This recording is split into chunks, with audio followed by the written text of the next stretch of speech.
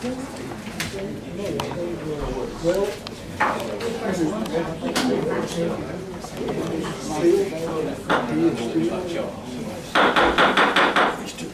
we're going to bring the Tuesday, September 5th, 2017 Commissioners meeting to order. I'm going to ask Commissioner David Clark to say a word of prayer. Let's pray. Father, we love you. We thank you so much for your love. We're thankful, Father, for the way you blessed us. We're thankful for this opportunity to gather together, Father, discussing the business of our county. We just ask you, Father, that you'd open our minds and our hearts, that we can understand the direction that you give us. Help us to make decisions according to your will, and we'll praise you in Jesus' name.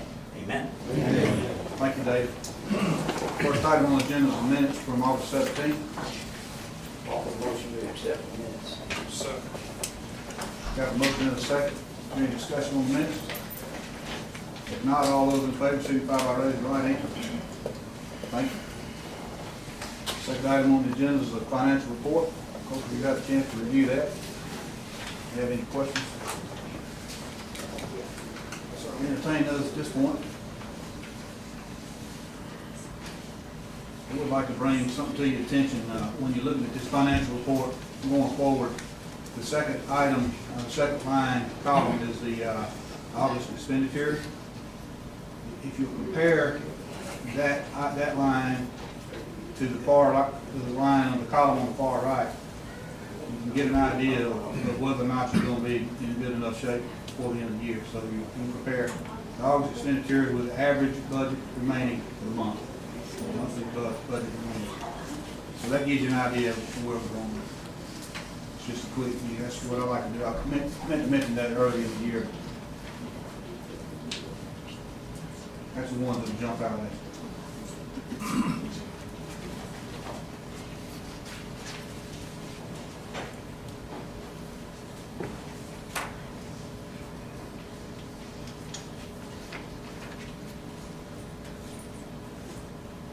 Do we need a motion to accept these? We do. Okay. All the motion to accept. Got a motion and a second to accept the financial report as presented. Is there any discussion? If not, all those in favor signify by raising the right hand. Thank you. The next 8 items on the agenda is the rezone request. The first one is a decision for tonight that's been postponed from the last meeting. Before I go forward, I think I've announced 3 different times if there's anyone who has an intention of speaking tonight, they need to do that before the hearing starts. I'll give one last opportunity. But we're not allowed to speak for this one, is that correct? The first one is not a hearing, it's just a decision to be made on behalf of the board. Okay, that being complete, I will read the public hearing guidelines. Pardon? Do you mean for someone to speak on any one of the rezones now? Yes. Just the number one? The number? All the ones we have tonight, all the ones on our agenda. Would you like to sign up to speak on Now behalf is of the the board? time, okay. He says now is the time. To sign up. To sign up. Or sign up. All right. Okay, so I'm going to read the public hearing guidelines. These hearings are being recorded. Those wishing to speak shall sign up prior to the hearing. I've already made that announcement. We'll read the zoning request under consideration and the zoning board's recommendation relative to that request. Those signed up will be allowed to speak, always beginning with the applicant first if they so choose. Speakers must state their name and address before speaking. Each speaker will be allotted 5 minutes in their initial statement and 5 minutes if needed for rebuttal. All speakers will speak only on the merits of the hearing, will refrain from speaking on other zoning issues or attacking other speakers. Violators will be ruled out of order, and repeat violators will be disqualified from speaking. And I would like to remind everyone to address the board and the board only.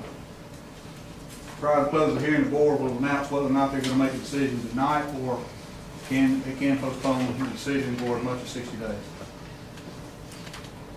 Again, the first rezone for consideration is one that has had the public hearing, and basically I'll read the hearing, I'll read the rezone request, and we've already had the hearing, and the board has had an opportunity to absorb and review all the information provided, and hopefully we can reach a decision tonight. But item number 3 is the rezone. It's Williams and Associates, the care of Scott Haynes has submitted an application to rezone tax map 029, parcel 015, located at 11 Kittle Farm Road, from general agricultural A2 business to highway business B2. A conditional use is also requested for building, or a building exceeding the floor area of 40,000 square feet. And this one, again, was deferred from the August 7th, 2017, and it's for decision only. Like I said, we heard the hearing on this one. We had a chance to listen to all the information, reviewed it for 30 days, more than 30 days, 31 days, and it's now time to make a decision. So I'll entertain a motion, one way or the other, and then if there's a second, we'll have a discussion. I make a motion that this request be denied and this tract remain A2. Second. I got a motion and a second.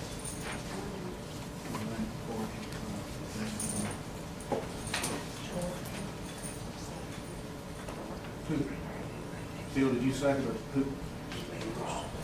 Okay. We got a motion and a second. Is there any discussion?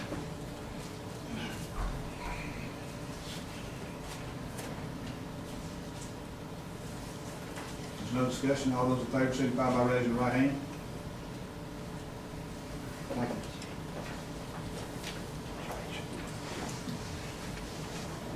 Fourth item on the agenda is a rezone, and this is a public hearing. It's Charles Doctor. He submitted an application to rezone tax map 050, parcel 019, located at 674 Yancey Road, from general agricultural A2 to rural residential AR. There was a recommendation from the zoning board by default, because they didn't come with a recommendation. Anytime there's a recommendation, they can't make a recommendation by default to come as a recommendation for approval. Let's see, we have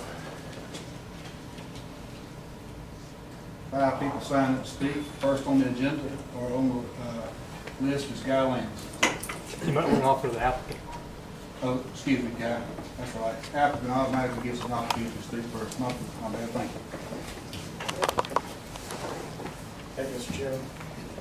My name is Scott Haynes. I'm a landscape architect. I work for Williams and Associates here this evening, represent Mr. Doster.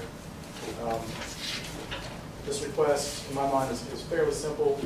Mr. Doster is looking for the ability to subdivide this piece of property into larger residential tracts, 5-acre minimums for the zoning request.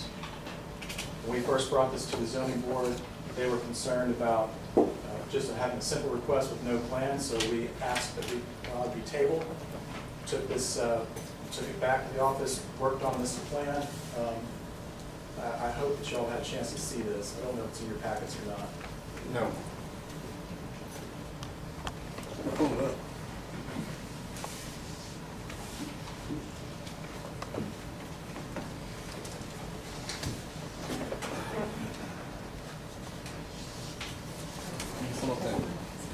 You want to look at it like that? You'll keep up with it? You want to get proposed. Do you have an electronic version of it?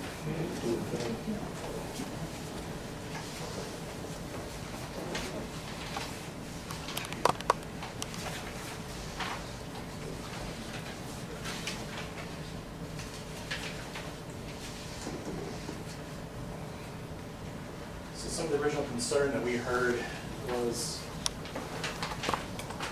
whether or not there'd be an ability to create finger lots, long, thin, slim lots that might be undesirable. So we took this back. I worked on the plan. There's actually a piece in your ordinance that prohibits that type of development in this zone. You have to have a 400-foot wide lot minimum. Essentially following those guidelines from your ordinance basically led me in this direction. Tried to lay it out a couple different ways, and this is what it came back with just about every time.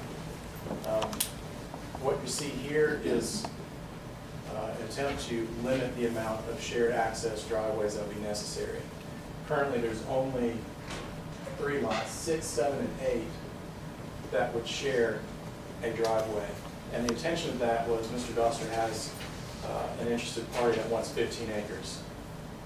So we laid that out so those lots could potentially be combined into one larger tract, just with one single driveway. Overall, you're looking at approximately 6 new driveways there on Yancey Road. That frontage is about 1,500 feet long, so it's not an excessive amount of new driveway cuts.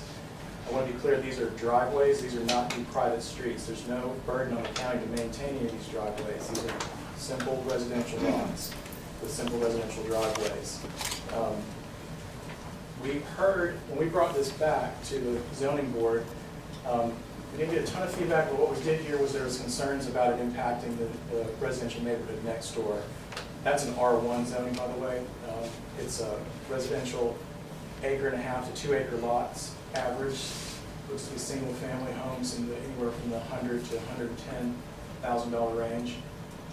Although we don't believe that this proposal here before you would have a negative impact due to the lot size, we're more than happy to put an undisturbed buffer between this development and that one.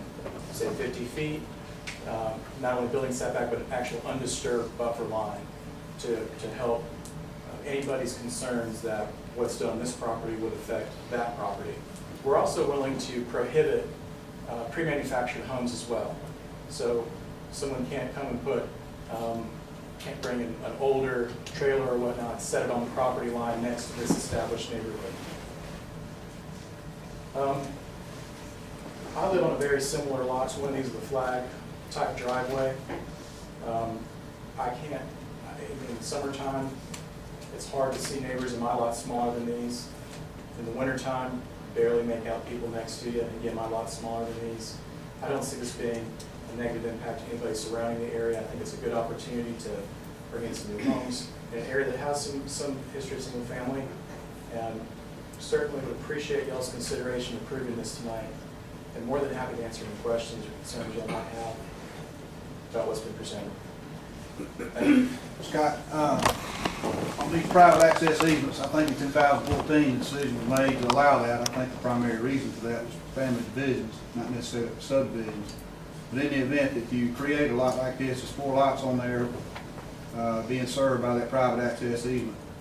I'm sorry to interrupt you, 3 lots on that. The 4th lot, one lot in front would be served out the main road. Okay, so it's 3, and these people can't agree on how that road is maintained. If it gets to the point where it can't be maintained to the satisfaction that we can get a emergency vehicle in there, what happens? Yes, sir. So the maintenance of the road is on the last lot's property. It's on Lot 8's property. There'd have to be some type of covenant document that would accompany the sale of lots 6 and 7 and 8 in the planning process that would cover that responsibility. That would say that these lot owners agree to share that responsibility and have to have some type of clause in there to do so. But when they didn't, and we couldn't get an emergency vehicle in there, then who do you think inherits the problem? In my mind, it'd be on the actual property owners that owns the lot ultimately. It is the intention, hopefully, to just... By definition, okay, thank you. By definition, what makes this any different from a major subdivision? Major subdivision, I would say, have public infrastructure, a road brought through it. By our definition. I mean, I think our major subdivision says anything over 2 lots, 2 or 3 lots. Josh, same here? Major subdivision requiring final plat, Yes. correct? This would require a plat, go through the planning process. But it would also require access to public roads. It'd be the same thing as if I had a house, which I do, off of the street with a long driveway, and an emergency vehicle had to get to my house. It'd be the same concern. Long driveways, I'm sure there's plenty in this county that are typical to this, longer driveways. The emergency vehicle, if I have a problem with my house, an emergency vehicle can't get to me on my road, that burden falls on me. In the case of these lots that are sharing this, it's a shared burden on all 3. And the responsibility would be outlined in that covenant, in that draft covenant that was done during that platting process. It would be recorded with the plat. The covenant between these lots. These 3 lot owners only. And how will that be enforced? If someone says, no, I'm not doing it, how will it enforced? Well, you could take them to court.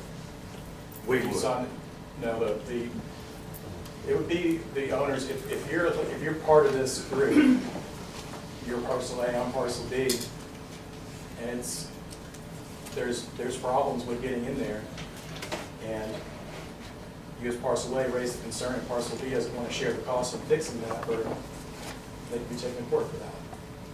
If they agree to and sign those covenants and they're part of that document.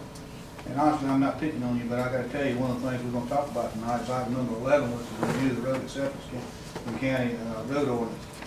And one of the biggest reasons we have to look at this now is because we have existing situations like this where emergency vehicles can't get in there. And while they may have originally had covenants, and maybe they didn't, but even if they did, they didn't exercise the homeowners association within a certain period of time. Those covenants are null and void. And guess who inherits the problem? We do. And we have to. So I think that's a major concern of this board, that we could consolidate lots to alleviate the access easement issue where everybody would be responsible for their own driveway. It's a major concern that would keep this from being approved. but if you did that now, okay, and we're getting somewhere now, but if you did that and you had a driveway for every lot that was on there, would that mean that you would have, well, 8 or 7 now that you consolidated one of them, 7 different driveways in and on the Yancey Road? I think we'd have to consolidate 2 lots. You have 4 lots into 2, so that you'd have 7 and 8, and 3 and 6. 3 and 6 consolidated, 7 and 8 consolidated.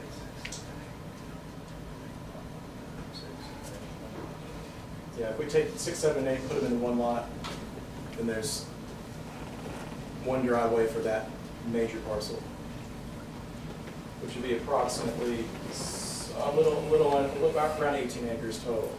And we would just ask for a little bit of flexibility to be able to share some of that acreage with lot 3.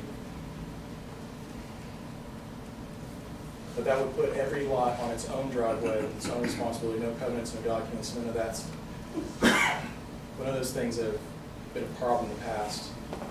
So this right here is a sketch. It's really not a preliminary plat. It's just a sketch of a proposal that could change pretty much at will. I mean, we just talked about some changes. So a lot of flexibility in what's being presented right here. I think the gist of it, though, what your ordinance is, as long as you have maintained what's in the ordinance to have 400-foot wide lots, and everybody has to have their own access, there's not really an easy way to change this.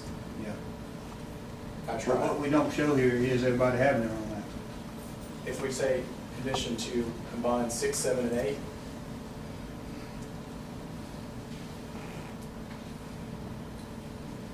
With the understanding that those 3 lots, once combined, could never be subdivided again. correct.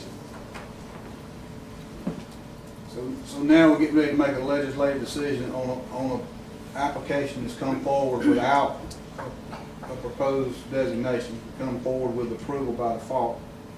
But if we're gonna make all these changes, wouldn't it be prudent for the zoning board to have an opportunity to relook at this?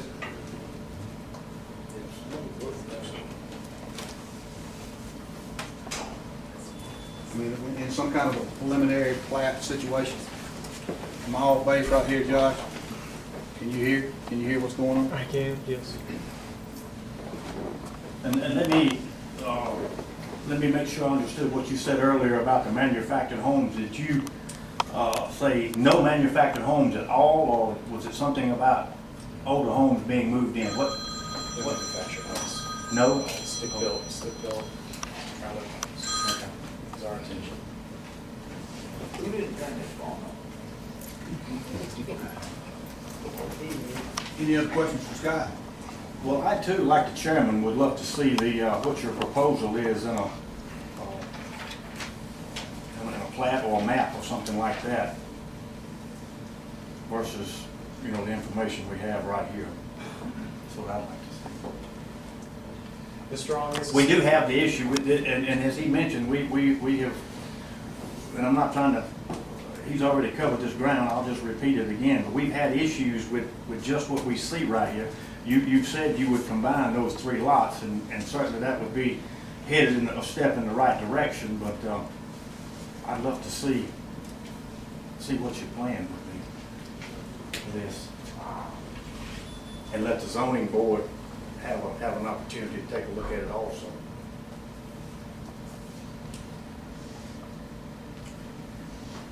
Any other questions for Scott? All right, well, we'll proceed with our list and then we'll be back. Scott, we need you. Guy Lance?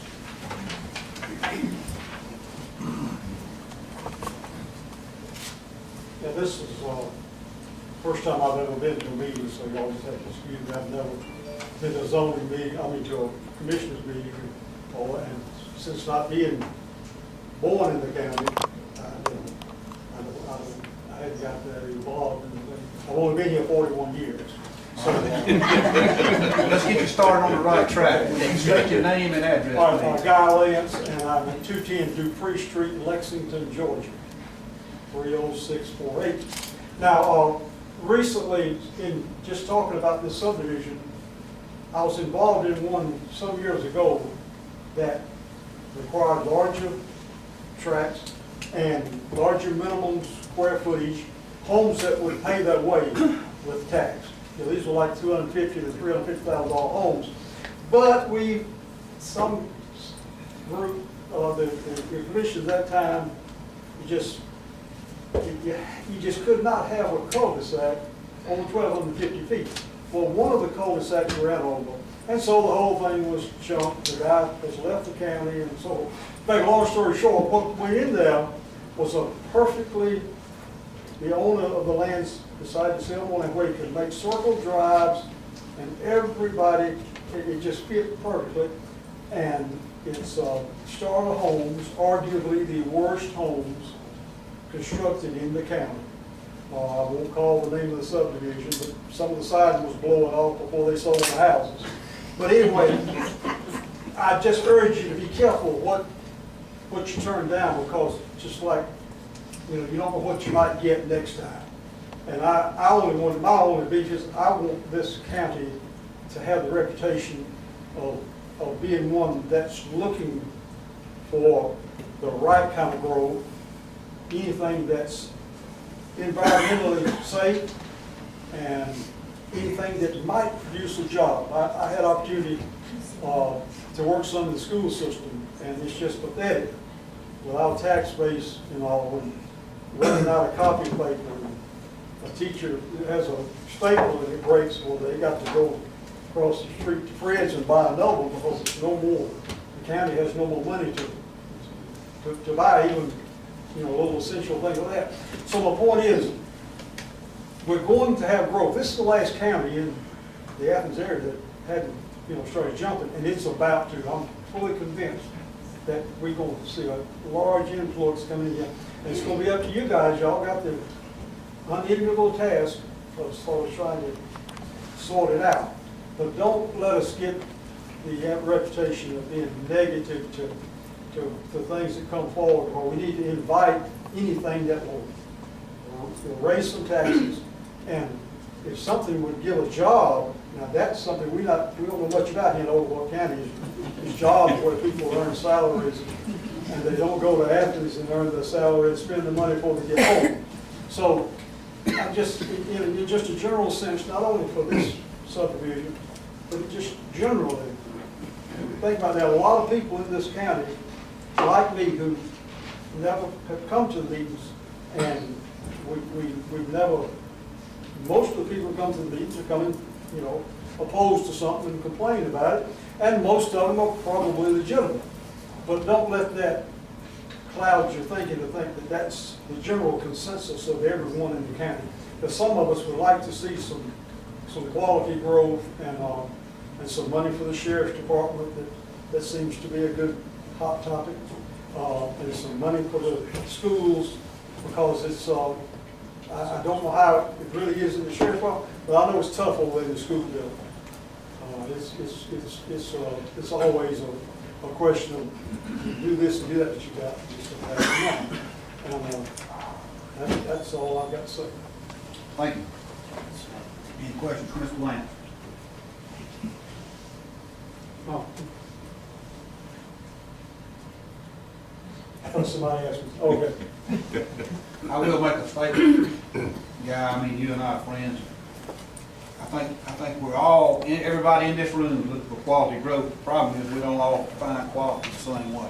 And that's the challenge we have before us. Next person on it is Mary Newry. I'm Mary Norrie, 182 Lake Fork Drive, Arnoldville. And I really didn't have anything to say. I was just going to read, but I can't get online. I was going to read you the paragraph that opens your webpage of the Oak Fork County government. But I'm sure you've all read it, and what it says is that we have wide vistas, fields, blah, blah. And yes, we all do want growth, and the key word is quality. Y'all have certainly shown in your first one that you want to be careful about where you put things. And I hope y'all keep it up. Thank you very much. Thank you. Next person we have is Charles Doster. I'm Charles Doster. I live at 4711 on Church Road in Jackson County. This is my property, and I gotta be honest, I'm having a hard time figuring out how to do business in the county. It doesn't get more conservative than this. I got 1.5 acre parcels on one back end that are already touching me in a neighborhood, 5 acres per house. One of these is almost 8 acres. I don't see how it could get any more conservative than that. I've built all over the southeast in every state that touches the state of Georgia and throughout Georgia. I've never seen restrictions so heavy in a rural area. This is almost Yancey Road and Hargrove Lake Road, and my neighbors are less than half the size that I'm already touching on a large portion of this property. We took it before before the zoning board at the recommendation of planning and zoning to do a blanket zoning, because I do have a retired couple, which after talking to key people locally, I think that's good for the county. They don't have kids in the school system, they don't go to jail, they spend their money local, they pay their taxes. I have a retired couple that wants between 10 and 15 acres. I don't know how to give that to them. I don't know how to subdivide that. If that falls through and I'm left with 10 or 15, at what point in time am I, or is the county using my property as a fruit salad and changing this and removing this and doing this when I don't know how to give you what you want? That's why I try to come in conservative as possible. And now after Chairman Siddard's comments, I'm even willing to eliminate 2 of the back lots to meet the challenge of the emergency vehicles. That's fine. I'll get rid of those. But what has been difficult is when I went before zoning first, we asked for the blanket zoning, no. We want to see something drawn up because we don't want to see finger lots. I don't even know what a finger lot is. And I feel like it gets to a point where this guy likes a parallelogram, this guy likes an octagon, well, she likes circles. How do I cut my property up that I bought, worked hard for that money to earn that property, pay those taxes on that property? How can I chop that up to suit all of you? I don't know how to do that. I'm doing the best that I can with what I have to work with. So what I'm hoping for tonight is that you can use this as a concept plan, and you can give me some. If you don't want it, say I don't want it. If you don't want any growth, say I don't want any growth. So you're concerned that it's coming? We'll put a sign. I don't want to. My key property says, "Welcome to Oglethorpe. We don't want your business." I don't know how to better cut it up. I don't know how you want me to rechange it. If you don't want it at all, I mean, I'm entitled to cut it once, and then I could do 2 houses. Is it 20 acres minimum? If that's it, that's okay. I'm okay with that. You just tell me it's 20 acres per house is what we want to see. It's 50 acres per house. This is what we want to see. It's 10. I don't know how to get more conservative than 5 and 7 and 8 acre lots for custom homes. I've never set a trailer before in my life. I own several. I got nothing against them. I have nothing against people who have it. I've been told by the zoning board that they devalue property. Okay, I didn't know that. I've done well with the ones that I own in this county. But if you don't want to see those, that's fine. Tell me. Then we'll do the restrictions. If it's a minimum square footage, if it's 1,500 square feet, if it's 1,800 square feet, then I'll do it. I just need to know better direction. It's hard, and it's expensive, and it's difficult, and it's time consuming to go back before the zoning board and then have it go back before the zoning board. We did what I thought was exactly what they asked for. And now we're here, and I feel like the left hand doesn't know what the right hand's doing, and I'll do it.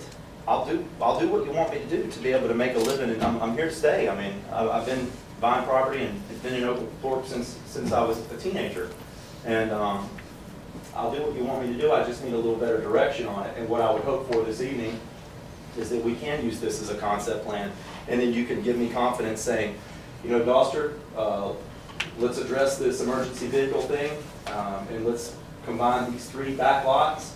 Show me the same drawing with another driveway coming in to lot 3 at the top, and we're good. Is that the direction that it needs to go? Because please engage me and tell me if I'm wrong, if I'm doing something wrong. If you just don't like me, I don't know how to do what you want me to do to be able to make a living. It's 44 acres. It's already been cut. There ain't a stick of timber out there worth anything to have an agricultural value. I'm trying to do the best I can. I'm already in a residential area. AR is the perfect zoning for this tract. And I thought I came to it so conservative. I didn't ask for acre and a half parcels. I asked for 5 acre and larger. And I want to do some custom homes. I want to build these people their $250,000 custom home that they want to put on 10 acres. I don't know how to do it. I don't know how to make you happy. So please ask me questions. If you want to know more about me, I don't build garbage. I understand Mr. Lance said that. You ask anybody who want to know. Clark County all the way down to Orlando, Florida. I build quality. Most people know that about me. And I know what I'm doing, and I want to do some nice homes on this property. And if you don't want to see it, then say I don't want to see it, and I won't waste your time. I won't come back. I'll buy larger tracts and cut them in half, and I'll work on 20 acre parcels. Give me some guidance, please. Well, I will tell you right now, that under the current zoning designation, 20 acres is a minimum. Okay. What you're asking for is something less than that, something we have to consider. What you turn it into is a major subdivision. And by definition, it needs to have, in my mind, it needs to have access to a public road. Every lot needs to have access to a public road. I think for safety purposes, as I mentioned earlier, and just for the purpose of being able to sell these things and keep quality homes in there and quality egress and access, I think that's necessary. So I think that'd be a good start, is to treat this as it is, and that is a major subdivision. Okay. And then I think, and to be honest with you, there's been a long time since anybody on the zoning board, in fact, I might even suggest to you that nobody on the zoning board has had to deal with a major subdivision. They didn't know one when they saw it. But I would suggest to you that's what this is. You know, it's bigger lots. I applaud you for that. I appreciate that, but it needs to be treated as a major subdivision. And we need to have something. We don't need to try to figure out how many lots we're going to combine tonight. We need to have a preliminary plat that suggests exactly what that is. Now, it can change, and you know, if that's what's requested from the zoning board going forward, then that's what we need to do. But those are my thoughts about it. I don't know how you feel about that, but I just got to be completely honest with you. Okay, would your recommendation be to table it and let me take another swing at it and give you something that you like? Or can I get some feedback that's saying if I do those things that you're discussing, that 5 acres is okay? Or should it be more? I understand what you mean about the ingress, egress, the streets. I understand that. I wish there was something in place for people like me that did want to come in conservative, where I agree it is a subdivision, but I think sometimes that people take the word subdivision, they treat it as a verb or as a noun. Subdivision being, I don't see this, since there's not a main road that goes through it, I don't see it as much as a subdivision, but you're better at this than I am. You've been doing it longer. I see it as subdivided lots. I don't see it as a technically a subdivision. Excuse me. But if there were something in place for between the two, where you can take 44, almost 45 acres and do something other than one split, or not having to cross that threshold and triggering that subdivision, because it's expensive, it's difficult. I don't know how to draw it out. There's so much of it that can be kicked back so easily. There's so many moving parts to it. I wish there was something in place where you say, you know what, you can split it once, or you can go into 10 acre parcels, you know, where you can do. But I understand that. I'm just telling you some of the problems that I've had, and it might be, maybe one day something like that will exist. But well, I mentioned to you too, item number 11 is one of the things we need to talk about as a board tonight. It is on the agenda. The other thing we need to talk about on the board tonight is, and I think the commissioners are aware, we need to get with this zoning board, and we need to collectively relook at our subdivision ordinance, so we're all on the same page. I mean, I know you went to the zoning board. They asked for a sketch, not necessarily a preliminary plat by definition, but a sketch.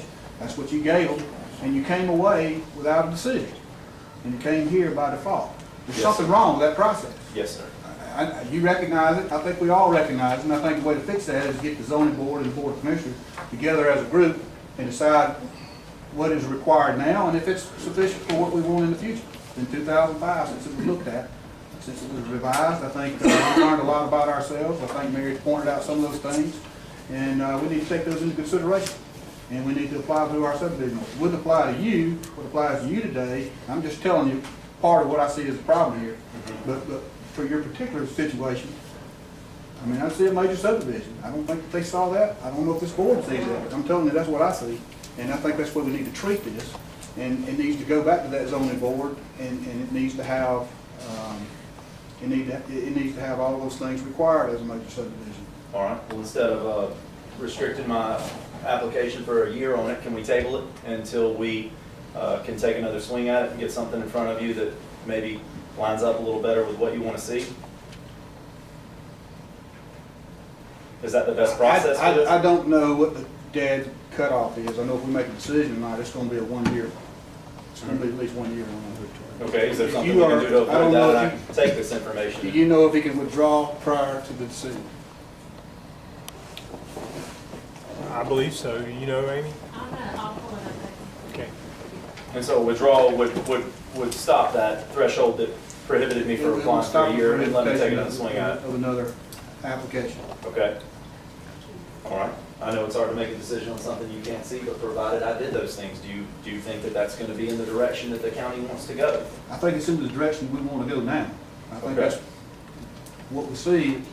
I'm speaking on behalf of myself. What I see is not the direction I think we need to see.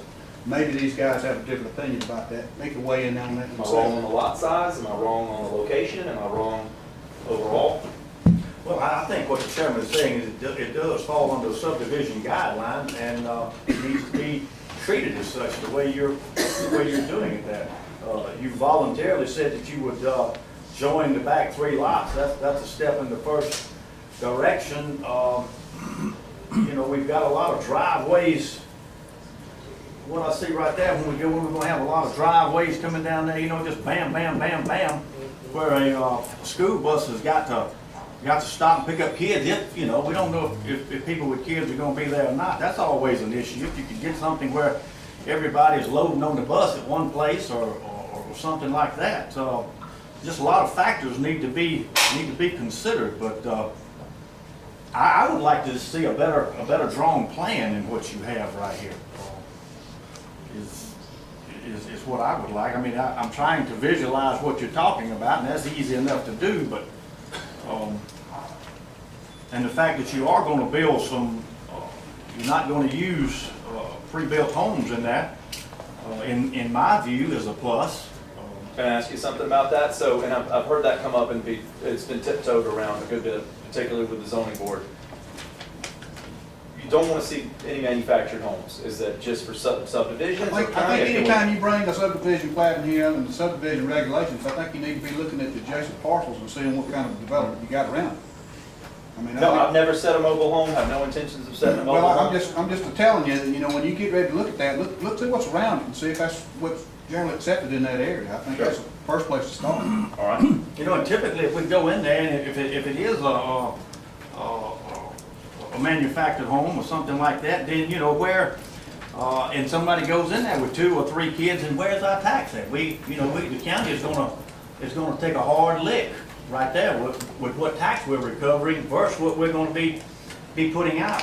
Now, I understand, we can't control that every single time, but that's something that has to be looked at. If we don't, we're gonna get way behind, our revenue on what we need for our school system. And in most cases, I'll add to that, Andy, it really doesn't apply to the county as much as it does to the school system. Well, We don't monitor the school system, but exactly, you heard that's Mr. Lance talk about it, that's what I want to say. Right, well, that's what I was alluding to. $4,400 per child, it don't take many, you know, 1 or 2 children in that whole subdivision won't make up for the increase in taxes on the county side. Now, When I get my tax bill, I have to pay the whole thing. that's exactly right. That's the point I was referring to the school when I said that. So it can be easy on the board, it can be tempting on the behalf of the board of commissioners, but we have to take into consideration, again, the whole bottom line tax bill. But that's a little bit of a different subject. I just really do wish you'd come back here. I mean, if you want to withdraw, I don't know that Amy's found anything yet, but we can continue to listen to people who want to speak on behalf of this request, and then hopefully she'll have me an answer before we get through this. Okay. Thank you. Next person speaks, Keith Hardman. Take me a second. Keith Hardman, 350 Yancey Road, Arnoldville. I'm just down the road from where this property's gonna be at. I like the property. I did not take into consideration the roads like y'all have been talking about, and egress and ingress. But I like the large lots. I like the fact it maintains a rural appearance. It's bigger than the neighborhood to the east, and it fits well within the area. The biggest thing I like is it will prevent more dense development unless it comes back for a different zone. I thought AR prevented manufactured homes. I'll go back and read that. But I like the idea of combining 3 lots, making the extra driveway, and the fact that, yeah, I know it'll give you 4 road cuts, but that might be the only way you can do it. But I'd suggest a covenant in there for a minimum house size, and I'd suggest refer it back to the planning board if you can. I'm sorry. Well, I will tell you the only way that can happen is if he does withdraw, and that is. Okay, I didn't know the procedures here. I got to be known as Mr. Negative in Cobb County, so it's different from Mr. Negative and positive. You know, it's Mr. Wonderful on Shark Tank. I'll have to digest that, Keith. I never spoke in favor, I spoke in favor of one development the whole 30 years I lived in Cobb County. Okay, the next person to speak, Bob Stevenson.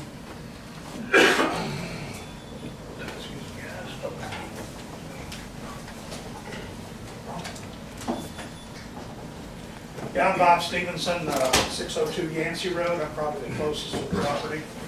We moved to Yancey Road about 10 years ago, and specifically we moved to the country, to be in the country. Our house is about 4,000 square feet, and it concerns me on the size of the property and what size house they're going to put on this property. I've talked to several realtors, and obviously a 1,500, 1,800 square foot house is going to impact the neighborhood properties. And I'm concerned about the value of my property going down because of it. We also have a problem in Oglethorpe County in general with utilities. We're locked into one certain utility, and I'm speaking particularly about Windstream. That's where you get your DSL for internet and so forth. And at my property, we're getting anywhere from 0.07 to 1.2, on a good day, maybe 5 download speed. And to put that in perspective, you go into Athens, you can get 24 on a good day. There's some that have 60 download speed. I'm essentially told that Yancey Road is already oversubscribed with Windstream. So that's an issue. We're going to put more people on Yancey Road. This would further impact that. I'm concerned about the influx of more people in the area, especially if it's a smaller home. I know those are nice people, but then I've got to be concerned about, you know, who are they?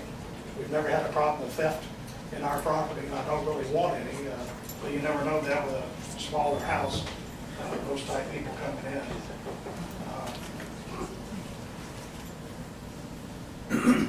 So the other thing I've got really is, if you do table this, I'd like to have an opportunity to be advised or see what the new plan is before the next meeting.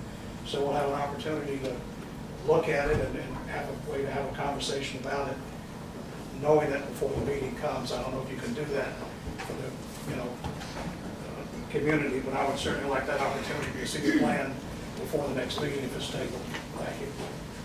Thank you, Mr. Stevens.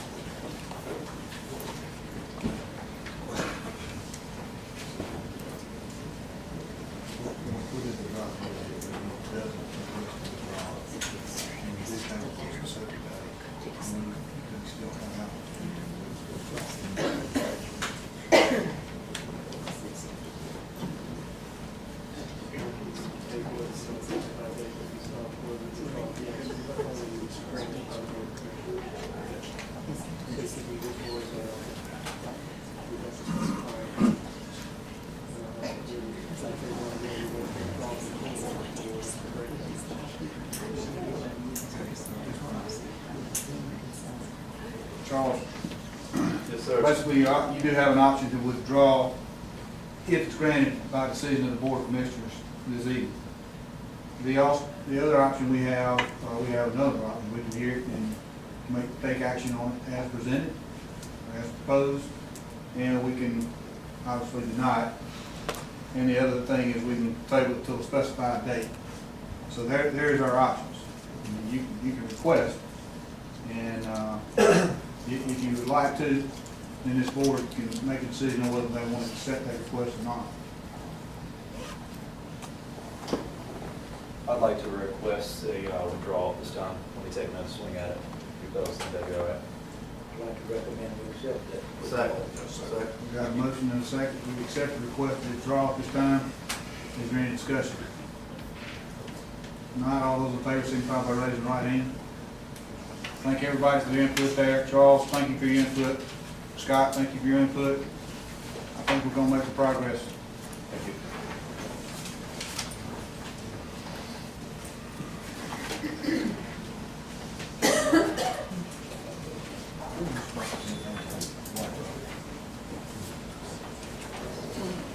Fifth item on the agenda is a rezone.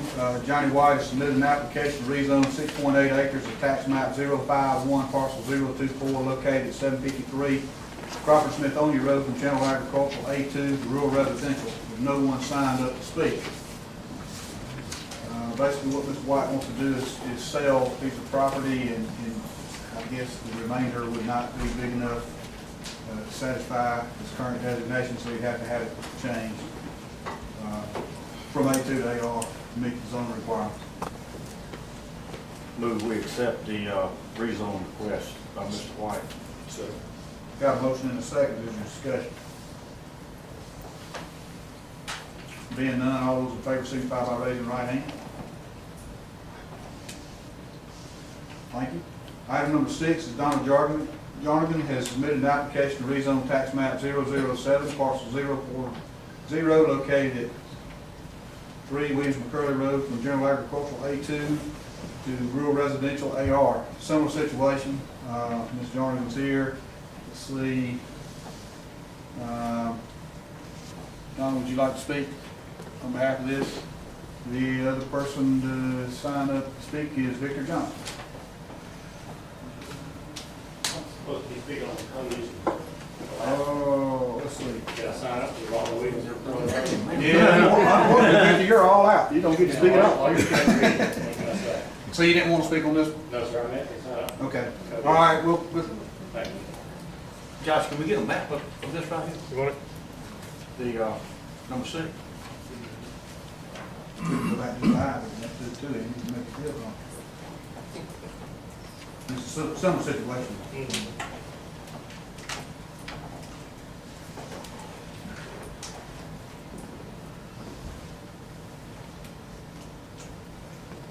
can see if Josh can find it. Do you have a parcel split, Josh? Is that what you want? Plat. You want the plat, or you want to see the property? No, this right here is fine. You oriented where we are? Excuse me? Are you oriented where we are up Yeah, there? yeah. So this is right at the intersection where we're currently Milton.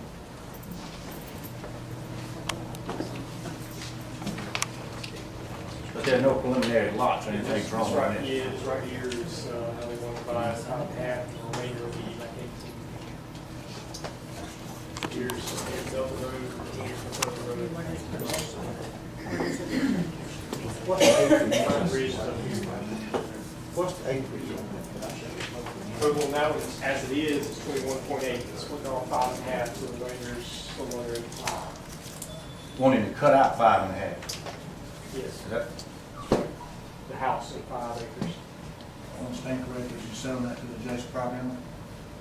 Or somebody just selling? You say this is simply just the same situation as number 5? Rezone 5? Similar. It's similar. But if she splits that 21 acres, it automatically makes both of these AR. They would have to be AR. Right. I move that we grant Ms. Donna Jarnigan the rezone. Second. Got a motion and a second. Is there further discussion? Not all those in favor signify by raising the right hand. All right, the next 3 are very similar in nature.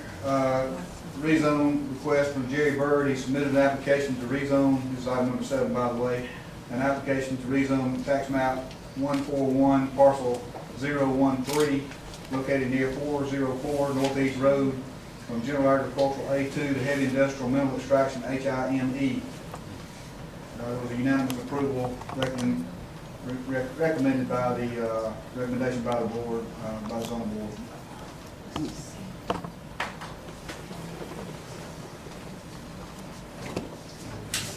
is it.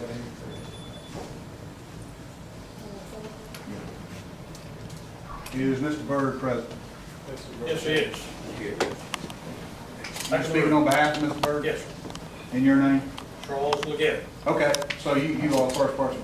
Mr. Byrd, did you want to speak, or do you just want Mr. Leggett to speak for you? If you have any questions for me, I'll speak. All right, okay, all right. If I don't do a good job, you'll tell me to sit down, y'all. All right, Get Jerry up here. okay. This application and the one immediately following it, these are two adjacent tracks. Next one, I believe, is Tatham, Right. okay? If you like, I can talk about both of them. It's the same application for both of them. It's your 5 minutes. Let's do them, give me 10 if I do two of them at one time. I said you did 5. All right, Jerry, we're on, just okay. I'm Charles Leggett, I'm a lawyer from Wilkes County, right down the road from you. Matter of fact, I'm the county lawyer in Wilkes County, so I understand the role you got tonight. Appreciate you, public servants, for trying to do the right thing. It ain't easy, I understand. What we're bringing you tonight, I hope, is easy. All we've got here, this is up in your granite corner of the county, right up on the Elbert County line. Okay, that's Mr. Byrd's tract. He's asking for a rezoning. He's got nice granite on that tract. Okay? So we're asking, right below it there, you see on Benton Road, that's a major quarry right there. You've got major granite activity in this area. That's a granite bearing tract. So Mr. Byrd would like to have the opportunity to be compensated for the value of what's under the ground. Okay? So we've asked that that be rezoned, like you call it HIME. Heavy industrial with mining conditional use, yes. Yes. Well, that's what we're up to, and the Tatham tract is right next to it. We're asking for the same thing. They've also got good quality rock. Okay? There will be a quarry. Well, that is one option. Okay? It's got to be zoned for quarrying for a quarry to be put there. Okay? What we expect to happen, there's going to be the ownership group, if this zoning change goes through, they're going to have a little election, and they're going to decide between doing a quarry, holding it for investment, or transferring it to a land trust. Okay? And the land trust will simply preserve it as it is. It's really the investors will decide, but to do all, to have those options for the investors to get involved, we've got to have it zoned for a potential quarry. Okay? That's closest home to your site, closest home to your site, right? That's my son's my son lives in the house right next to it, and he was raised on this property. He's familiar with what's going on. He has 3 sons. I raised him there. He has 3 sons he's trying to raise there. And, you know, that should tell you what I'm in favor of. Is it? Yes. I want to preserve it. Mr. and Ms. Tatham also have a home on their property next door. They will continue to occupy. I know as an attorney, you're gonna be reluctant to answer this question. But I'll look at Mr. Byrd, and you can shake your head left or not like that. But is it the original intent, if you're successful with this, rezone application, to be part of the land trust? That's my preference, would be that, but, you know, I'll be one of the people Yes. voting. You didn't have to answer? You wouldn't have answered anyway, were you? See, that's one of the options. Now, personally, I represent Mr. Byrd. I think it's a very likely option. But I can't guarantee you that, because I don't represent the owner of the complete investor group. Any other questions for Mr. Leggett? We've seen these type of requests in recent years before. Yeah. I think this one is a bit unique in that there really is a lot of quarrying activity right there around. I mean, I don't know whether we put a quarry there or not, that we'll be in a position in good conscience to deny. I just don't know that we could.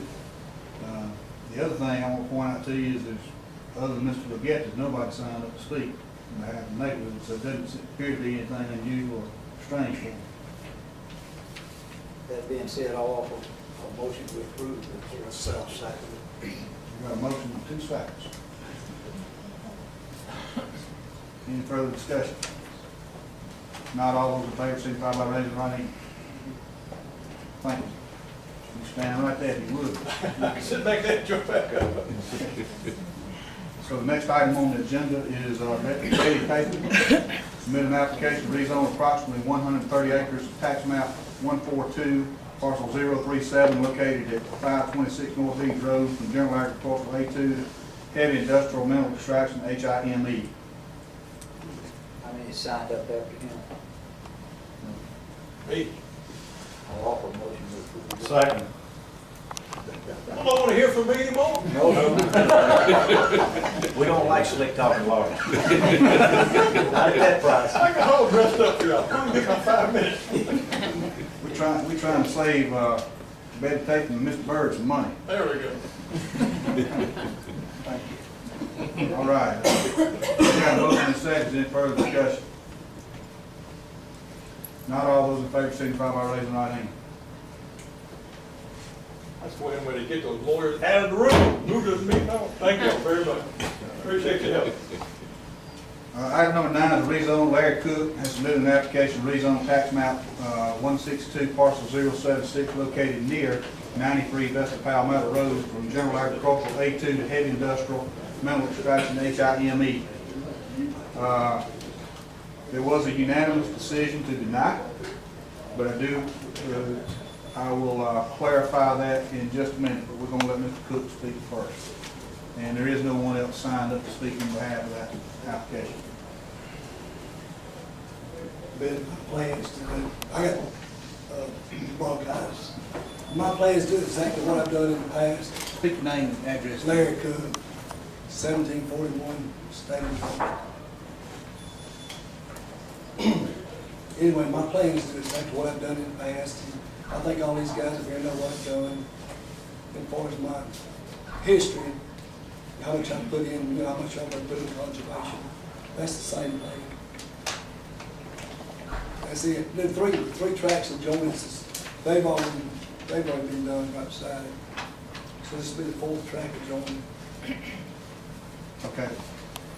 As I mentioned to you, I wanted to explain the unanimous decision to deny, and basically as it comes in as a staff review with the HMIE, with the mining, conditional use attached to that, any conditional use in an area that's defined as a groundwater recharge area is not permissible. Not permissible. So staff has no options. That's their administrative responsibility to literally read that and say, as staff, I can't make a recommendation for approval. That goes forth to the zoning board as well.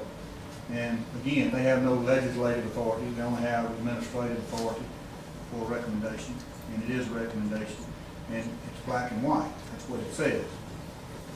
What I'd like to point out to you though is as a board of commissioners, we do have some latitude.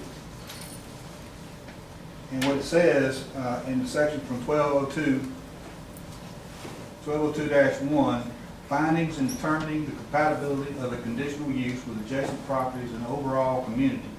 The Board of Commissioners must make the following. So if we're going to determine that it is compatible and overrule the staff recommendation or make a decision that's contrary to that staff recommendation, the Board of Commissioners must make the following findings if conditional use is to be approved. 1, and there's only one, adequate being the key word, provision is made by the applicant to reduce any adverse environmental impacts of the proposed use to a safe and acceptable level that the proposed use will have, or will not have, a significant adverse effect on natural resources, historic and scenic resources, or rare, endangered plant or animal species. And what I will suggest to you is, we all know what Mr. Cook's intentions is. Unlike previous applications, he's been pretty forthcoming in what his intentions are. He intends to put this in conservation use with the land trust and have it reserved in perpetuity. And so far to date, he's demonstrated that he's been 100% successful. He's got over 2,500 acres in the county that is conserved forever. And that being the case, and that's on a personal level, we've got over 3,000 with some other people. And that being the case, I personally believe that adequate provision, being his case history, will put this into a situation where we won't ever have to worry about it again. And I think that that is adequate for demonstrating the best use and safe use of the county. Now, that being said, if this is rezoned and something falls through, it could be egg in our face, but I think it would be a mistake to start denying these things and denying the perpetual preservation of this property until we're proven wrong. With that said, I move that we grant Mr. Cook his rezone request. Second. We've got a motion and a second. Is there further discussion? Not all those in favor signify by raising your right hand. Item number 10 is rezone for Code East, or Cod East, I'm not sure exactly how it's pronounced, LLC. They submitted an application to rezone tax map 020, parcel 215, located on Williams McCurley Road from general agricultural A2 to single family residential R1. There was a recommendation of approval by the zoning board. We have one person signed up to speak. Before that happened, so I want to point out something to you. We did receive at 5:10 on Friday afternoon a constitutional challenge on behalf of the applicant. I believe the person signed up to speak, one person we had signed up to speak was Victor Johnson. I think he's the attorney that filed this constitutional challenge. And I will just read a little bit from that challenge, and I'm going somewhere with this, so just bear with me. Please include the following constitutional challenge as part of the official record for the above application to rezone. We anticipate no problems with this proposed rezone, but are required to raise any potential challenges to zoning at the earliest opportunity under DeKalb County versus Post Properties, 245 Georgia 214, 1980. In order to give notice to the governing body so you have an opportunity to remedy any problems for taking final action and voting on the rezone application. And it goes on to describe that, but in lieu of the fact that we have a constitutional challenge, and I don't take that lightly, I hope you don't either, I think we need to resolve constitutional challenge before we make a decision. Therefore, what I would recommend to you is we postpone this decision for a minimum of 30 days or to our next meeting before we hear this public hearing, so we can resolve anything associated with this challenge. So, Second. Is there any discussion? Mr. Cook, Can before you vote, can I explain? Yeah, you're welcome to explain. I'm the applicant, Adam Swan, 1041 Foundry Lake Drive, Okay. Athens, Georgia. Your name again, sir? Adam Swan, SWAN. We do this with any rezone hearing we do, whatever county it's in. In the event we have an issue that comes up, we've enacted our rights. This isn't something just for this case. I mean, it's any rezone we go into. So I don't want you to think that this is. You usually do it at 10 was after 5 on the day before the zoning? Yes, sir. We just get it submitted whenever we can. I mean, one of the problems was some of the documentation wasn't provided to Victor until after the planning zoning board. So we didn't have the article that was going into the paper and some of the other information. So that's probably why I was so late. Well, let me reread part of what I just read to you. Well, I'll just read the whole paragraph. We anticipate no problem with the proposed rezone, but are required to raise any potential challenges to the zoning at the earliest opportunity under DeKalb County versus Post Properties in order to give notice to the governing authority or the governing body, so you have an opportunity to remedy any problems before taking final action in voting on the rezone application. That to me says, you want to give me adequate notice, I'll let Mr. resolve any Johnson of the problem that speak you on have that. brought to our attention. Yeah, sir. Sure. Sometimes those documents aren't even presented until the day of the hearing. It's not intended as a threat. It's something, I've been doing this for 22 years. And it's a requirement to put in writing what the issues are in terms of if the rezoning is denied. And the only issue on if the rezoning is denied is there's no adequate use of this property other than as the continuation of primary subdivision. So I would have liked to have gotten that out earlier. Things going on in my personal life and at work, and the ladies in receiving information is the reason it went out so late on Friday evening. And I apologize for that, but it's not a threat of litigation. It's a requirement to say in writing, if this is turned down, why is that a problem? The unconstitutional issue is that current zoning won't allow the use of the property because it's in an area that's already been started as a subdivision. This is really the tail end, the infill lots that never got finished. And when Mr. Swan bought the property, he thought it was zoned R1 because of some information that was provided to him. He's already started, I mentioned 4 lots in the constitutional challenge in paragraph 3. That was my mistake. He's got 3 lots that he purchased at the same time he bought all of his property. They were already R1. He started building on 2 of those lots. He started work on the southeastern part and then realized it was not zoned R1, it was zoned A2. Well, I get all that, but, you know, we got a constitutional challenge. We've had 8 hours, less than 8 hours, really, consider the time frame we got. And I think part of what you identified in your, is we need to be given adequate notice so we have an opportunity to remedy any problems before we take final action. And part of our remedy would be to consult our own attorney, just like Mr. Swan has consulted you. Yes, sir. I can't disagree with that. I don't think anybody can, to be honest with you. But generally, those issues are raised during the public hearing phase. Well, I'm in my 9th year and I've never had one. Yes, sir. There's not been a lot of residential subdivision development in the last 8 or 9 years.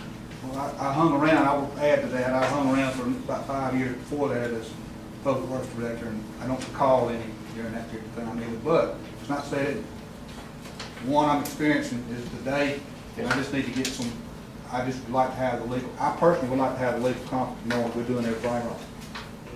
So appreciate you posing the question. Yes, sir. But I think we need to make sure we're doing everything right as you have suggested. So the public hearing will be in October?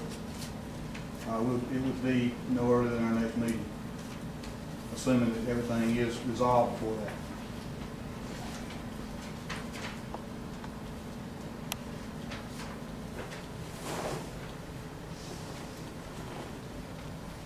Thank you. Is there any further questions? Mr. Chairman, I signed up to speak on this. Yes, ma'am, but the Ma'am? fact that there's not going to be a public hearing, actually, I really have a very quick statement. quick. Okay. Several of us are from the subdivision, Pine Ridge, that would be affected. Everyone raised their hand who is.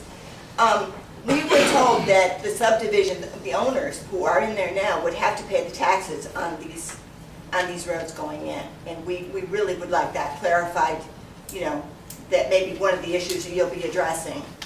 Well, Because we again, certainly don't want to pick up the taxes on, I'm not the taxes, I'm sorry, the road maintenance. I apologize to you for you having to come out here and participate in what you thought was going to be a public hearing. This is not a public hearing. Okay. The time to address that in a public hearing will be when we have this next meeting. Okay. If you have questions prior to that, we have staff here that can certainly assist you with those answers. Because our homeowners association told us that we would be responsible for the maintenance on these roads, and then they didn't show up, so I'm assuming they know something, but again, we really don't need to be discussing that tonight. Okay. If you want to discuss it in a public hearing, you can come to the next meeting, but there's staff here that can help you. Okay. I'll give you my contact information I before you appreciate leave that, tonight. thank you. And I'll be happy to meet with the HOA to go over what we're doing in more detail. Good luck. Because we would like to know what it is that you are doing, you don't know. All right. We can talk after the meeting. All right, well, great. So we have a motion and a second. Any further discussion? What was our motion? Our motion was to postpone until we get, you capture it. We capture what's until we can resolve this constitutional challenge. Yeah, I didn't recall hearing the motion, but I will oppose that motion. I think we have, did we not have a motion and a second? Yes, we have. I was outside smoking. Okay. We got a motion and a second that we postpone this decision until we get an answer, a legal answer on our behalf to this constitutional challenge. We suspect that will be at our next meeting. At this date, that's what we can anticipate. Is there any further questions? If not, all those in favor signify by raising your right hand. Thank you. Okay. I'll be right out here in my question.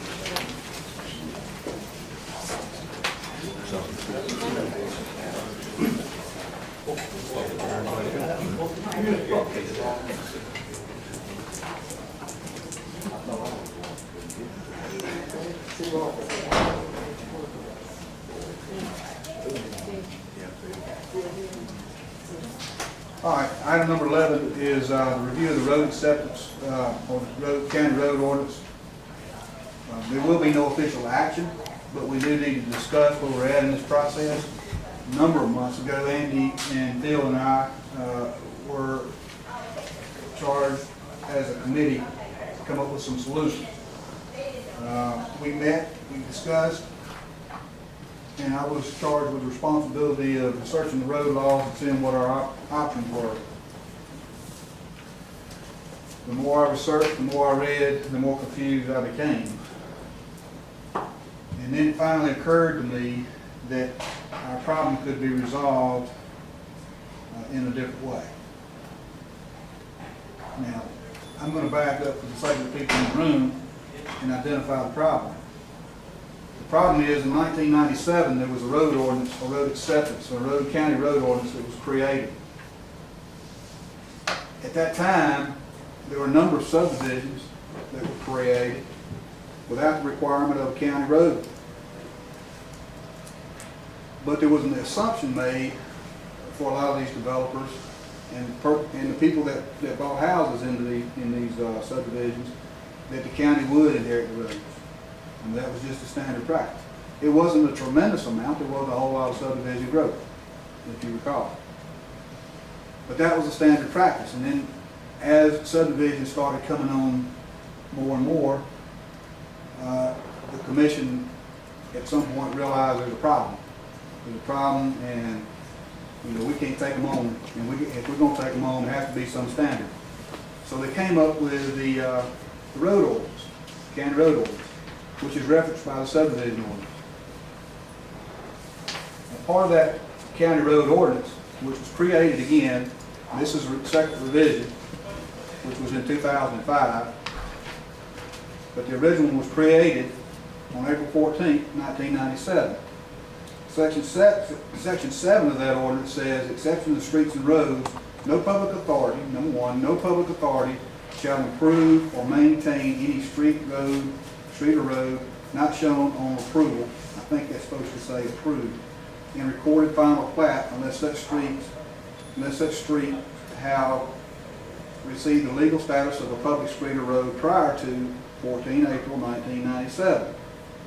No building shall be erected on any lot in the unincorporated portion of Oglethorpe County unless the street is given, so on and so forth. So what that told us at that point was that all these subdivisions that were created prior to that all of a sudden weren't eligible to be accepted unless they went back and they created or built their roads to the standards that are in the road ordinance. Part of what we talked about tonight was examples of where those it couldn't be done. I mean, it required grading and it requiring base and asphalt to a certain standard, certain compaction, certain width. In many cases, it could not be done. Even if you wanted to do it, you couldn't do it.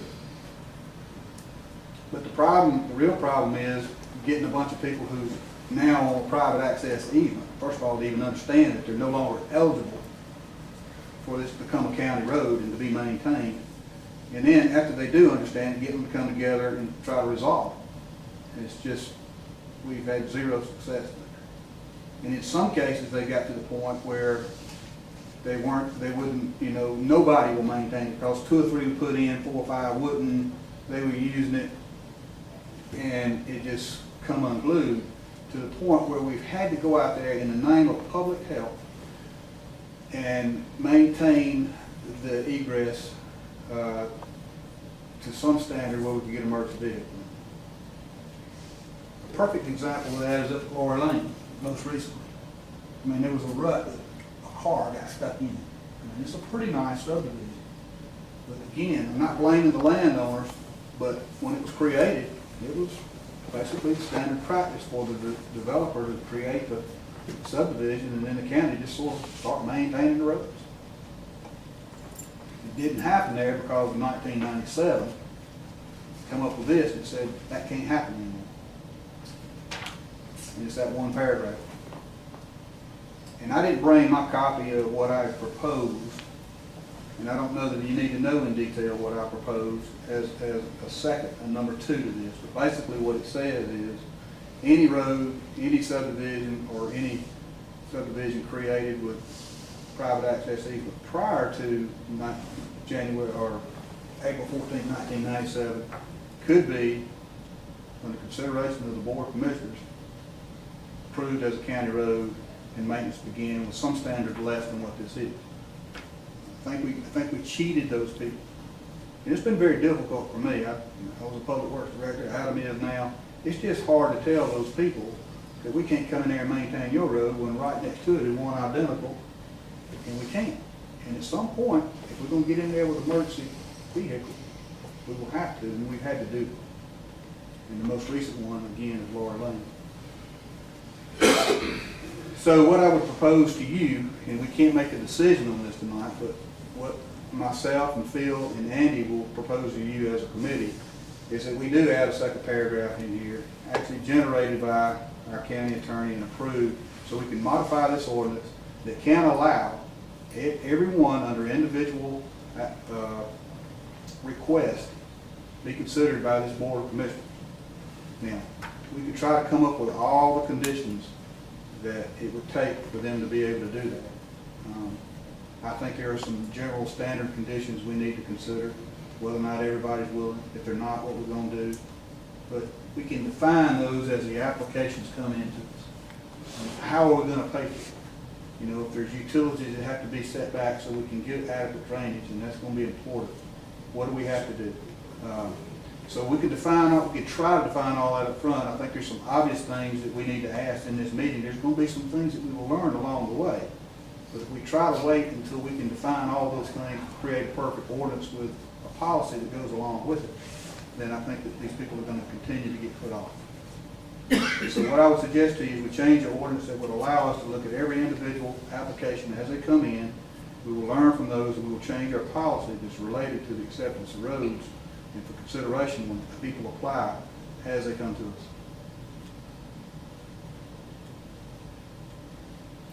Well, you say we couldn't act on this. You need us just give you a verbal commitment that we're okay with that? We can't change the ordinance. Yeah. We can act and show our support for, and go on the record as what our support is as far as changing the ordinance going forward, preparing an ordinance for change.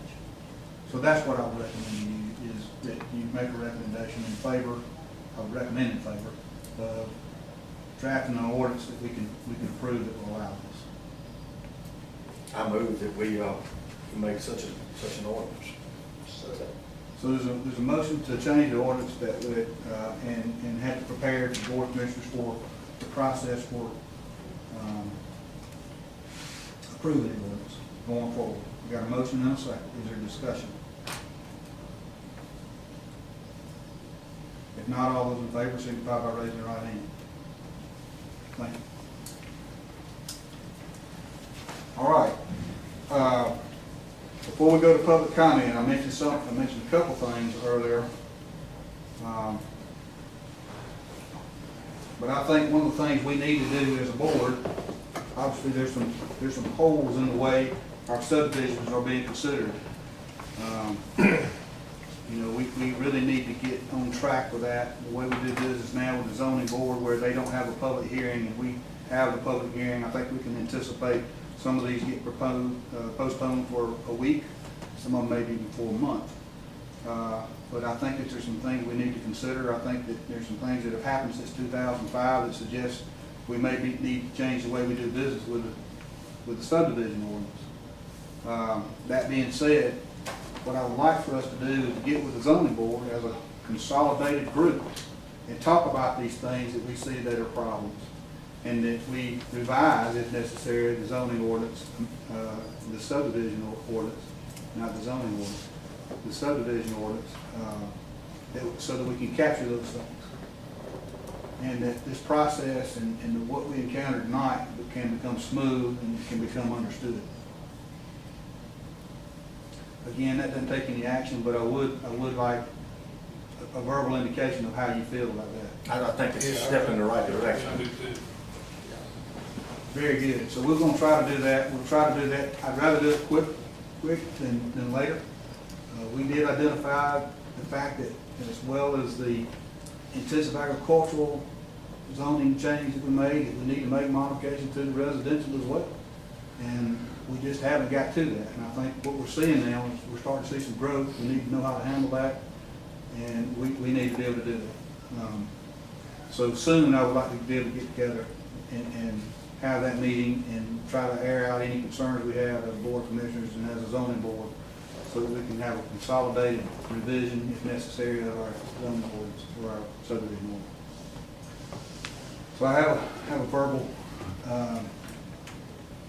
indication of where we want to go with that, and I think everybody's in favor of it. All right, the final item on the agenda is the public comment section. And there's 3 minutes per participant, and there's no discussion from the board. Boy, everybody left. Did we just comment about anything? Can I ask a question? You can, but there's no discussion from the board. Then would you answer a question? I'm part of the board. Step away. I can exercise executive privilege here. Never mind. Just ask the question. I'll answer it later if I can't answer it today. Okay, I'm just wondering as a citizen. And your name is? Patty Carroll. Oh, that's Patty Carroll. Carroll. I was just wondering how to initiate a revisitation to the A1 ordinance section about all the neighbors having to be on board with saying, you know, to not go by an ordinance to have A1 forming within a quarter of a mile. But that got erased. So I wonder how to unrace it.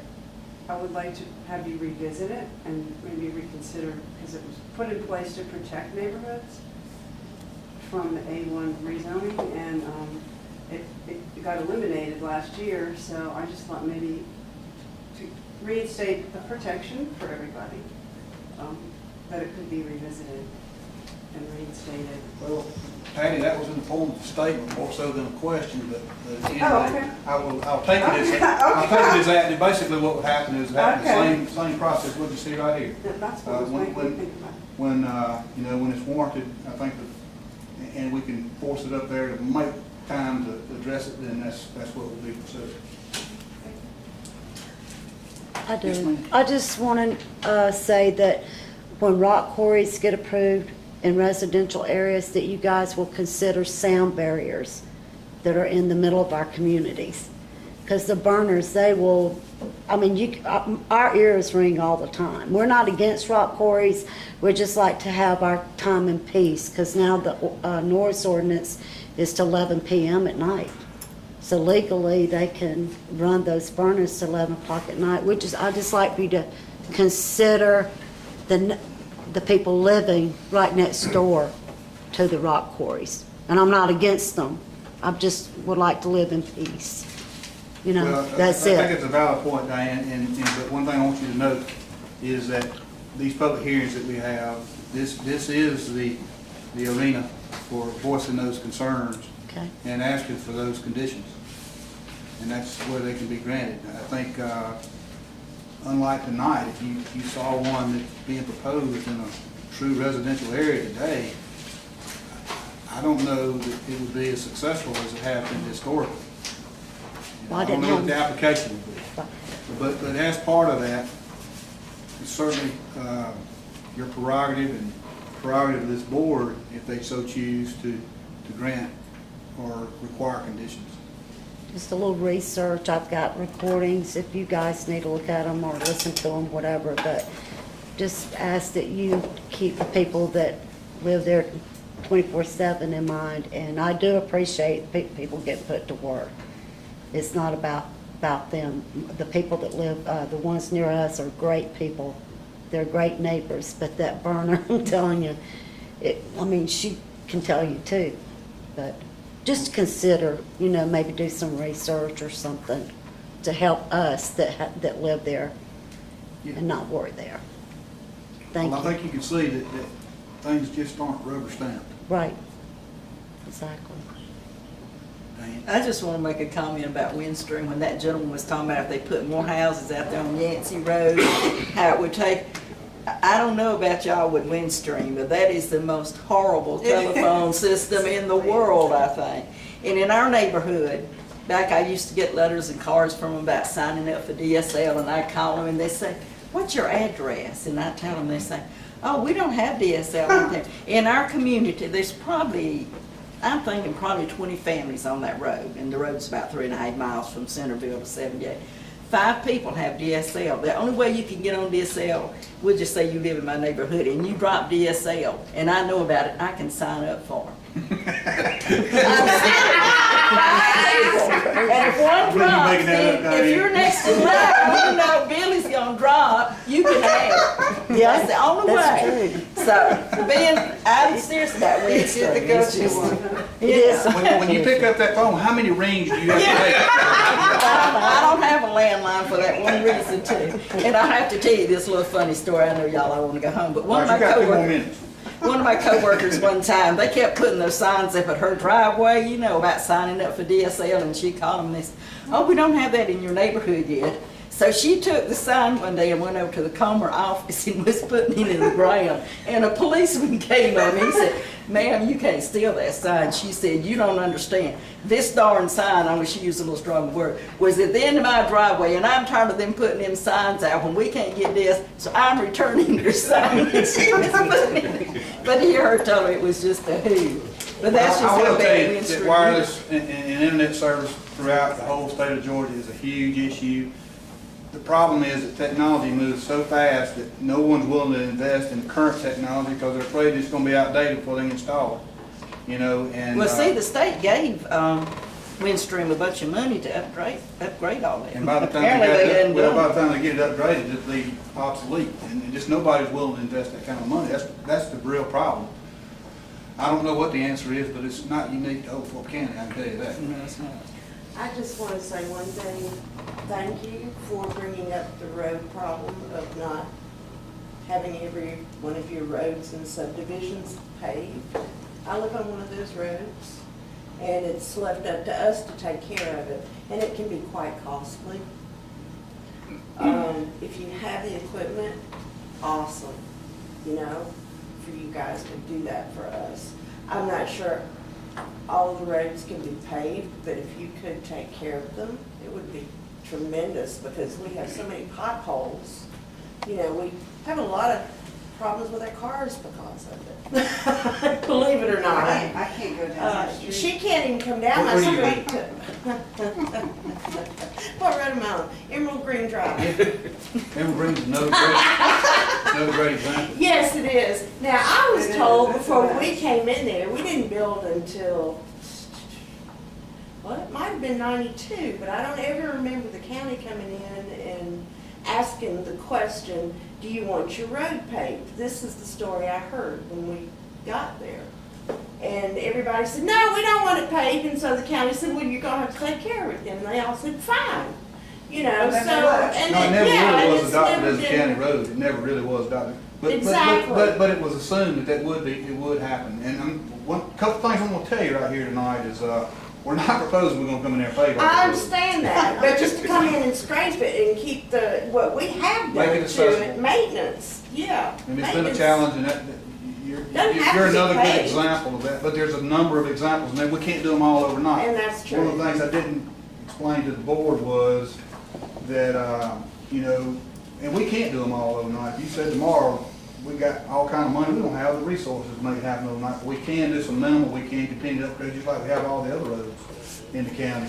But get it accessible, and so we can get it on some kind of routine, so we can get it a little bit and try to gain some drainage and proper maintenance. But one of the benefits, one of the things that will help offset the detriment of adding these roads financially is our local maintenance improvement grant, which we get from the state every year, which is based on road mileage and population. It's 4/5 road mileage and 1/5 population. Yeah, I think that's right. But anyway, basically, we got a lot of road miles. We get our fair share, and it works out to about $1,000 per mile. So if we can add these on there, we'll get the equivalent of roughly $1,000 a mile in addition to what we currently get. So it's not a total cost to us. Some benefits that could help offset that cost. Thanks for looking at it. Well, I'll be honest, it's been something very difficult for me because, and one of the things we brought up tonight, I want to mention this to you guys too, and you saw me get a little bit animated as a result of it when we start talking about private access easements. Even though these would be created after 1992, it doesn't keep people from coming back to me, to him, and to you and saying, we want our road maintained. Mm-hmm. They don't care. If it was before, I just have I have sympathy for people before. I don't have as much sympathy for those after, you know, but what I do think, but they don't understand. And they really believe they're being violated to some degree too, especially if they move here. If they've been here for a long time, they understand. If they didn't, but what I'm saying is, we start allowing a bunch of private access easements, these same people are gonna be the ones who are gonna call you and say they want this road maintained. Well, And we technically can't maintain it. easement is 2 4-letter words put together. I mean, every time I see or hear the word easement, there's always going to be some kind of issue down the road with an easement. To me, easement is the same as a 4-letter word. And that's just one thing we need to address when we have our subdivision talk. And what I would encourage you too, is you think about the revision of the subdivision, think about some of the things that you see as a concern and make note of them. Because I know Josh and Amy and I sat down and talked, and boy, they just started coming to me. I mean, some of the things that we experience here, maybe not every day, but they add up, and we need to address them. If we're gonna make our life reasonably sane in the future, this meeting, then we're gonna need to address them.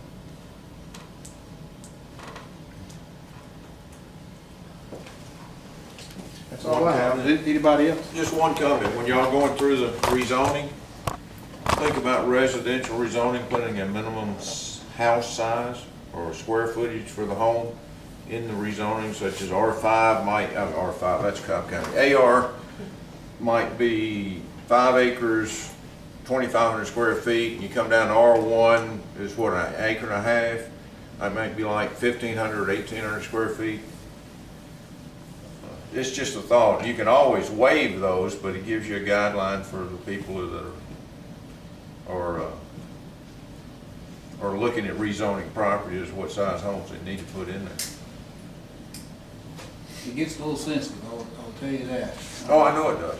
You know, I mean, it creates quite a bit of challenge. I like the concept, I just don't know that, if I'm willing to fight that battle. But, the other thing we want to look, I mean, there's a lot of things we'll look at, and I'm going to talk about them all tonight, but I will tell you, one thing related to that is where the houses are located. The more dense needs to be toward the economic centers, you know, towards the middle of town. And as you get further out, it needs to be less dense. Yes. You know, we call that bullseye zoning. And I think we said we wanted to do that. We believe in it. The people of this county believe in it. We've demonstrated that through our comprehensive planning work and our branding efforts, and we just need to put it into play. But it takes a lot of work beyond what happens here on the first month. Oh, yeah. Anything else? Amy, Josh, thank you. Appreciate your help tonight. As always, Amy, thank you. One thing I didn't mention to you guys is, Amy had a day off this past week, but she well deserved. I don't know if you know, but Rita had a stroke, and then Hattie's mom had a knee replacement that went south, and she had to be in Florida for 3 weeks, and so she's been running the whole show for about a month, and probably a month and a half now, and she's endured, and thank you for that, and we really do appreciate that. Nothing else? I'll entertain a motion to adjourn. Got a motion and a second. All those in favor, rise. I'll see you tomorrow night.